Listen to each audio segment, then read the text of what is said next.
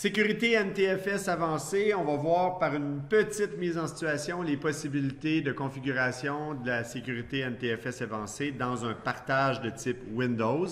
Alors le contexte, on travaille présentement avec un serveur Linux sur lequel roule un service qui s'appelle Samba 4 qui lui va émuler un contrôleur de domaine de type Windows 2008 R2. Okay? Donc, on travaille avec Active Directory dans ce cas-là, tout simplement. Alors, la mise en situation est la suivante. Alors, j'ai besoin d'un partage d'intranet à créer. Donc, ça, c'est mon partage que j'ai à créer. Et les permissions que j'ai à donner en accès sont les suivants.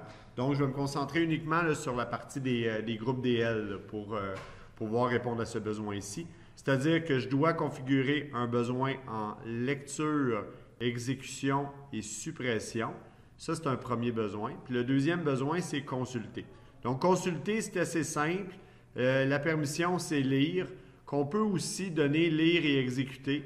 La différence, elle n'est pas très importante, là, dans le sens où les personnes qui n'ont pas le droit d'exécuter ne pourront pas double-cliquer sur un exécutable. Ça peut être intéressant pour des raisons de sécurité de ne pas vouloir donner cette permission-là, mais dans la majorité des cas, ce n'est pas une problématique très importante.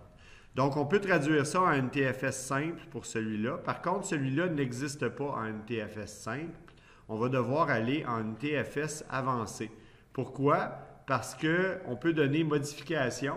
Et modification en NTFS simple va comprendre suppression, mais il va aussi comprendre la modification en soi des éléments. Donc, quelqu'un va pouvoir enregistrer quelque chose, le modifier, ainsi qu'ajouter des nouveaux éléments.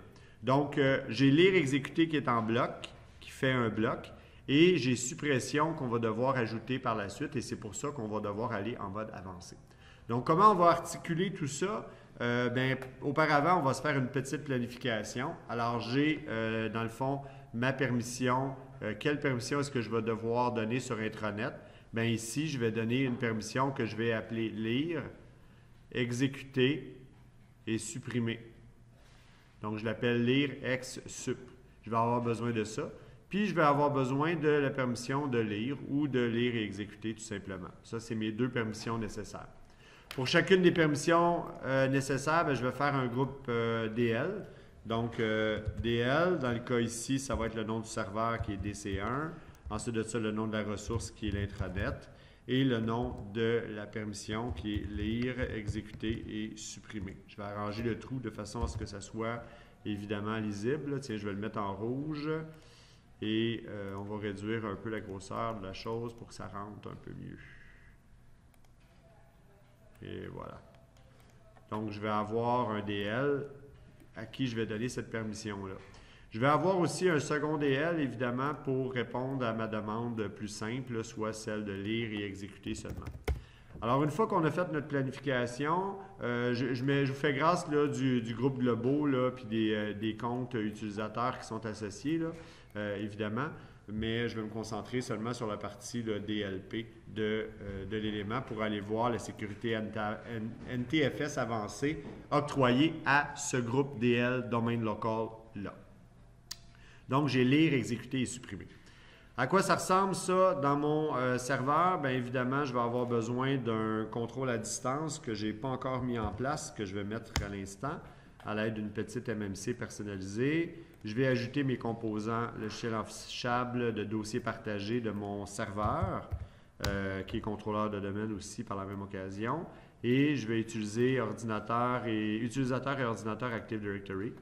Première chose, bien, je vais aller créer une unité organisationnelle dans le domaine. Et l'unité organisationnelle, je vais l'appeler OU en fonction de la demande. Là, la mise en situation, c'était M. Brou, là, fait que je vais l'appeler OU Brou. C'est anecdotique pour la démonstration présente, mais bon. Et à l'intérieur de ça, bien, je vais faire une autre unité organisationnelle dans laquelle je vais mettre mes DL. Alors, c'est juste une question de s'organiser. Allez, je vais faire mes groupes DL, pardon, j'ai cliqué sur utilisateur. Je vais faire mes groupes DL, donc DL, en fonction de la planification là, que j'ai faite tantôt. Là. Donc, DL, DC1, intranet, lire, exécuter, supprimer, tout simplement. Donc, DL, DC1, intranet et lire, exécuter et supprimer. Je copie la première partie de mon DL parce que je vais devoir en faire un deuxième pour la deuxième permission. Ça va plus vite, étant donné qu'ils se ressemblent. La seule différence, c'est évidemment la suppression entre les deux groupes. Une fois que j'ai mes DL de fait, à ce moment-là, je peux aller dans mes partages, que je n'ai pas encore fait ni déclaré. Donc, je vais aller dans le serveur Linux juste auparavant. J'avais omis de le faire, ça ne sera pas très long. Je vais aller dans un répertoire de travail, donc CD, data, partage, et je vais ajouter le dossier intranet, tout simplement. Ensuite de ça, je vais aller éditer le fichier de configuration de Samba 4, donc qui est dans USR, si je me souviens bien, local Samba TC, et il s'appelle smb.conf. Je vais aller changer le partage de démo pour le partage d'intranet pour que ça corresponde à mon besoin, et je vais changer le path pour que ça corresponde à ce que je viens de faire, tout simplement. Une fois que j'ai fait ces modifications-là, je sauvegarde, je quitte, j'ai plus besoin de mon serveur. Je vais aller visualiser dans les partages de mon serveur les dossiers partagés. Je devrais avoir mon partage d'intranet. Et je vais aller modifier, évidemment, pas nécessairement le partage, pas besoin. C'est au niveau de la sécurité NTFS. Je sais que je dois modifier pour enlever les accès à tout le monde ainsi qu'au groupe créateur. Et habituellement, j'ajoute les DL. Donc, j'ajoute l'ensemble des DL correspondant à mon partage d'intranet. Puis, par la suite, j'ai juste à ajuster. C'est-à-dire que lire, exécuter, je peux donner lire, exécuter ici sans problème. Par contre, lire, exécuter, supprimer, je n'ai pas l'option parce qu'au niveau des NTFS simples, c'est impossible. Ce que je vous conseille de faire, c'est de configurer lire, exécuter dans un premier temps en méthode simple. Ensuite de ça, appliquer le tout. Dites oui, je le veux, et par la suite, on s'en va à mode avancé. En mode avancé, on voit certains éléments de plus. Alors, par exemple, vous voyez le nom de l'objet qui a les permissions. Vous voyez les autorisations, soit que c'est spécial, à ce moment-là, il y a eu des modifications en mode avancé qui ont été effectuées, soit qu'on voit les modifications, des permissions dites simples. Dans ce cas ici, lecture-exécution aux deux groupes. Celui-là est correct. Celui-là n'est pas correct, hein? Il manque la suppression encore. Ici, on a l'héritage. L'héritage, c'est un élément qui va être vu un petit peu plus tard. Et on voit que les permissions peuvent être appliquées à certains dossiers. Donc ici, on a ce dossier seulement. Ça veut dire que la permission qui est là va s'appliquer uniquement à ce dossier-là et ne sera pas existante dans les sous-dossiers par la suite. Nous, on va jouer avec l'héritage souvent pour pouvoir travailler. On voit que par défaut, on a appliqué à nos DL un héritage de type ce dossier, les sous-dossiers et les fichiers. Alors, pour pouvoir faire la modification demandée, on doit sélectionner le bon groupe. Alors, c'est ici que je vais faire la modification. Je clique sur « Modifier ». Je resélectionne le bon groupe. C'est bien celui-là. Je fais « Modifier ». Et là, à ce moment-là, je vais pouvoir tomber en mode NTFS avancé. Et c'est là que je peux aller à la main. Je ne change pas lire, hein, parce que lire comprend tous les éléments qui sont là. Donc, tous les éléments qui sont présentement visibles, c'est-à-dire parcourir le dossier, liste du dossier, attributs de lecture, lecture des attributs étendus, ainsi qu'autorisation de lecture. Tout ça ici, ça sert à lire et exécuter. Maintenant, nous, on va ajouter, pour répondre à la demande, la permission de suppression et c'est tout. Ce n'est pas nécessaire de mettre suppression du dossier et fichier. Si on le met, ça fonctionne aussi, là, mais suppression, c'est nécessaire.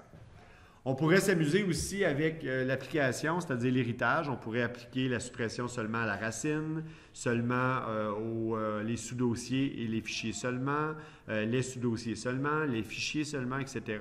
Habituellement, on joue avec deux niveaux. On joue avec l'autorisation complète héritée, celui-là, ce dossier, sous-dossier et fichier, ou bien ce dossier seulement qui empêche l'héritage dans les sous-dossiers d'être présente. Ce n'est pas notre cas présentement.